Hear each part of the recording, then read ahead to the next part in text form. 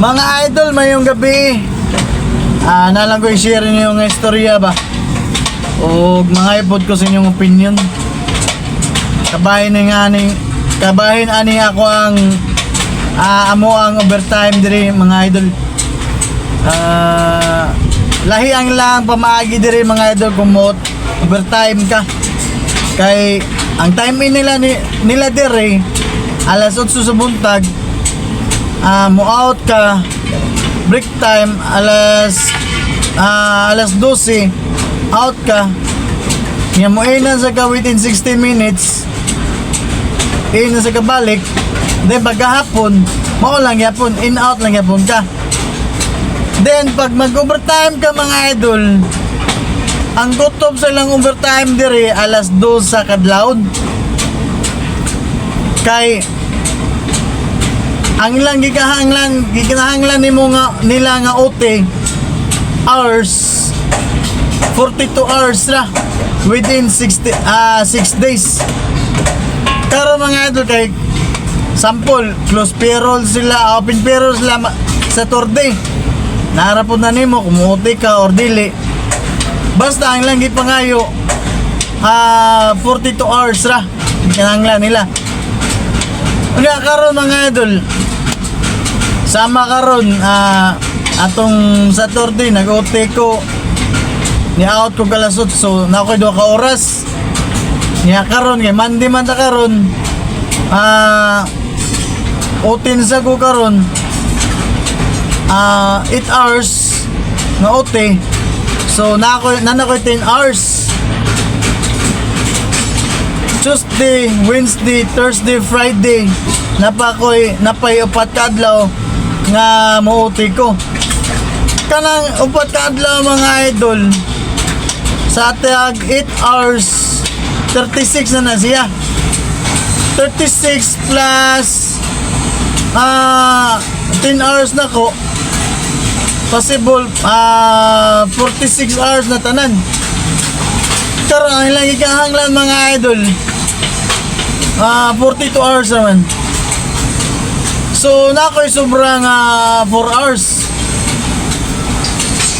Ang nakaparata na mga idol, dili na nila bayaran ang imong excess hours. Kung imo na ipaibaw sa imong coordinator, possible nila hatagan kanila o ganang offset kanang gitawag lang offset 4 hours.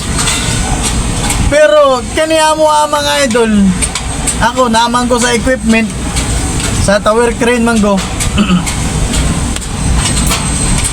Dili ka likayan mga idol nga dili ka mag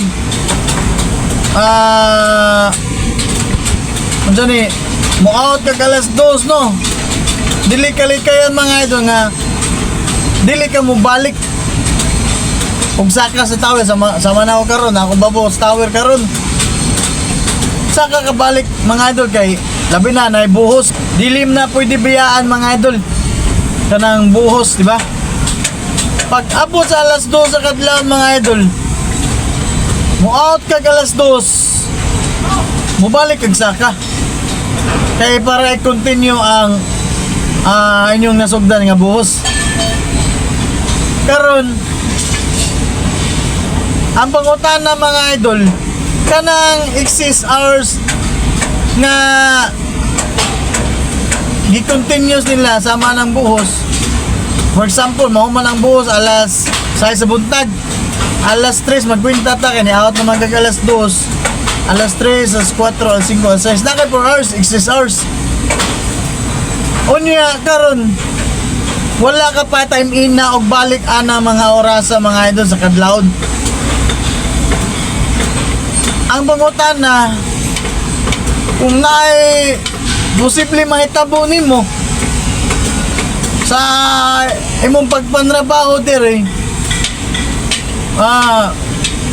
naay posible sad nga maquits ka no, kay naka-out naman ka. Og ang ilang pamaagi dire mga idol kaya na ang magbuot dire ang project site, may engineer man. Kanang gitawag nila PIC. Kaya nga mo ang bossing, nagkuhan naman sila ha, nag-agad naman sila, okay na po nila. Kaya sila may magbuot ang kuhan project site. Mao lagi na ang pangutan na maunsa ka, madisgrasya ka, tubagon ba nila ang imuha, bagoon ba nila ang imuhang ang nahitabo sa imuha. Karon balik ta, tuig ka pinako diri mga idol. Sa usa ka semana dili mahitabo way buhos na mo buhos og kada gabi upat ka sa usa ka semana na upat ka adlaw nga upat ka gabi magbuhos mi.